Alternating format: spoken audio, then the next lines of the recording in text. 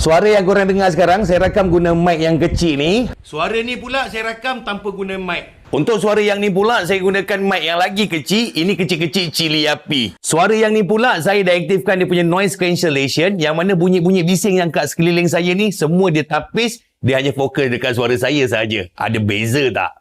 Untuk rakaman kali ni, saya gunakan mikrofon dari Boya Link 3. Sebelum-sebelum ni dah macam-macam mikrofon yang saya beli. Tapi dalam banyak-banyak, yang ini paling clear sekali. Boya Link 3 ni datang dalam satu box yang kecil yang berfungsi sebagai charger sekali. Siap datang dengan dia punya konektor TRS, Lightning dan juga Type-C. Kalau buka pula kotak yang kecil ni, macam-macam benda yang diorang bagi. Part yang paling menarik, Boya Link 3 ni datang siap dengan aplikasi. Korang boleh download dan setting ikut cita rasa korang sendiri. Untuk jarak pula, korang boleh pergi sampai 300 meter, so bolehlah buat konten sambil berlari. Boya Link 3 ni dia gunakan kuasa AI noise cancellation, so kalau korang buat konten dekat tempat bising, confirm dia akan tapis segala bunyi. Dia bukan setakat boleh digunakan untuk phone sahaja, tapi juga boleh digunakan untuk kamera DSLR, laptop dan juga PC. Part yang paling luar biasa, untuk dua transmitter ni, dia boleh connect kepada 4 receiver sekali. So kalau korang jenis content creator yang buat podcast ataupun telemovie, memang mudah sangat kerja korang kalau pakai mic dari Boya Link 3. Macam mana nak beli mikrofon dari Boya Link 3? Korang tekan je link yang saya bagi dekat bawah ni.